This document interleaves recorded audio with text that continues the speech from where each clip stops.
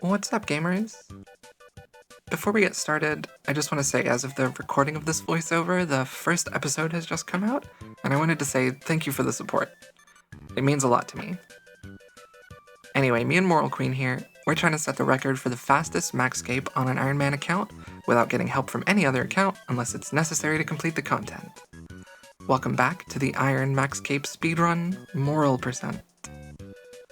So I ended last episode starting Temporos because, as I said, the absolute very first goal is 100 combat, which is why I'm in my fishing arc, doing a skilling boss for a fish barrel.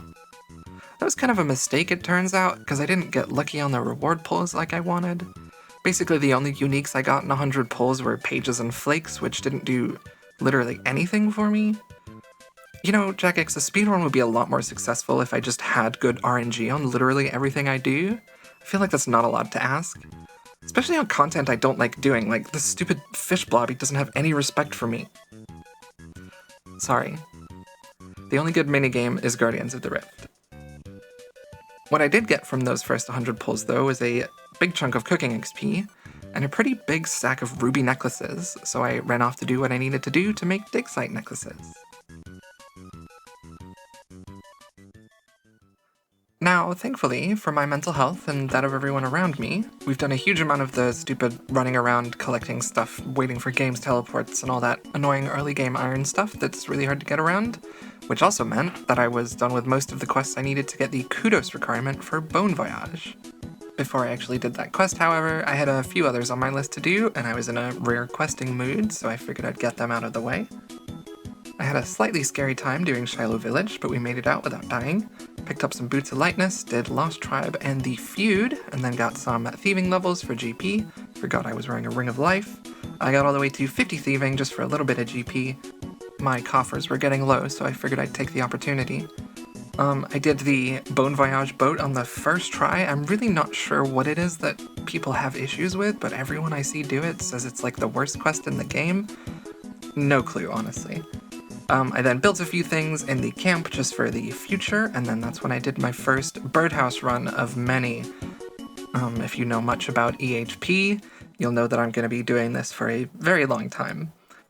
After that, I made my way to my favorite pond in the game to do some cut-eat-barb fishing between birdhouse runs. I mainly just wanted a few extra levels to make Temporos solos more successful. If you've never heard of cut-eat-barb fishing, what I'm doing probably looks a little wild to you, and I get that. It's pretty simple, though. Skilling cycles in this game are sort of tied together, which means if you start an action, like making a teak stock or eating some fish eggs, and then click on the fishing spot in the same tick, you get a fish when the teak stock would have been made or when the eating delay finishes. That means instead of 5 ticks, like a normal fishing action takes, you get a fish every 5 ticks, and you don't even have to spend time dropping anything. I know it looks like a lot of clicking, but once you get into the routine of it, it's super chill. I really recommend it.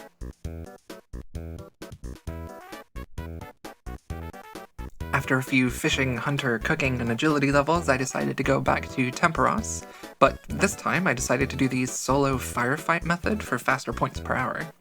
If you don't know about this method, you can find 100 different guides for it on YouTube if you want to do it, but it's basically where you stall this big wet fish boy's wave attacks for the entire game so that the fires from his lightning attacks can propagate on the other side of the island.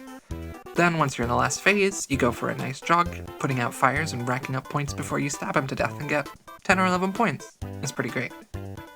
Turns out, though, I kind of jumped the gun a little bit and got some pretty bad RNG and had to reset a couple of the runs, which, all in all, only lost me a bit of fishing XP per hour, which doesn't really matter in the long run.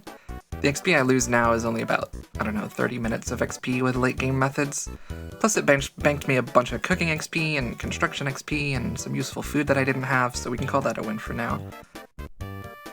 So I got up to 200 reward pulls, hoping my RNG would turn around, and I still didn't get lucky, so I decided to head back to the pond to do some more cut-eat fishing to help with the barrel grind.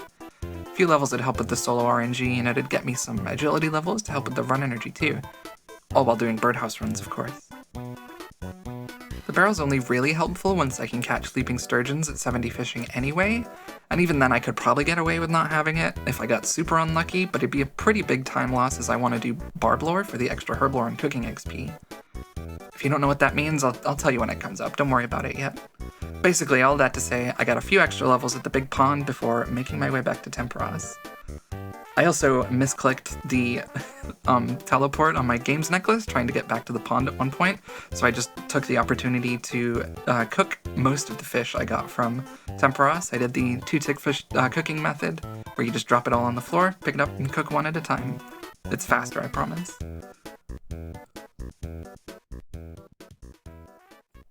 After another brief, relaxing pond session, I decided to head back to Temperos. Those couple of extra levels helped quite a lot. And I managed quite a few 10-plus point games before I hit a really annoying streak of bad RNG that it was so frustrating I said screw it. It's not that important. I headed to the reward pool annoyed and fished up a ton more cooking XP, and I also got the tackle box and the giant harpoon fish, which I was so mad about. I was in the middle of complaining about it on Discord when the barrel popped into my inventory. Very happy I don't have to worry about the fish prison anymore. With that, I reset my inventory and made my way back to the comfiest pond in all of Gielinor to start clicking fish as fast as I could. I couldn't even actually use the barrel yet, I still needed 45 strength and agility to catch sturgeon, as I was only 44, but once I hit those levels I was off. If you weren't quite sure how the barrel could be helpful, its main function in this speedrun is helping me bank leaping sturgeon. When added into the cut-eat barb fishing I was doing earlier, all I have to do is click the barrel when there's only sturgeon in my inventory, and I'm basically adding a huge amount of herblore XP to my bank in the form of barbarian potion mixes. If you're wondering how I'm banking, I'm just using the games necklace in my inventory to teleport to the barbarian outpost. It's the same with when I do birdhouse runs, I teleport to dig site, teleport to Ferox with my dueling ring, and teleport back here with my games necklace.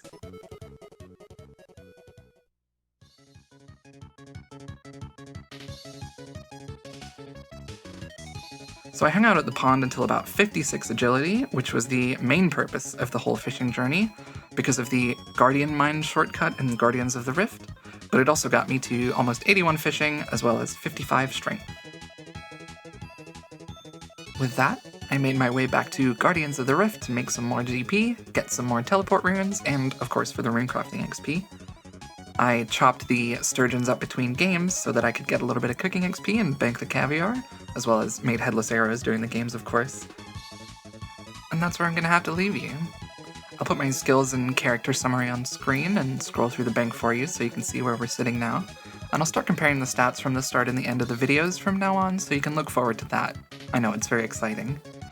Next episode, we start the long-term grinds. If you want to stick around for it, maybe like, subscribe.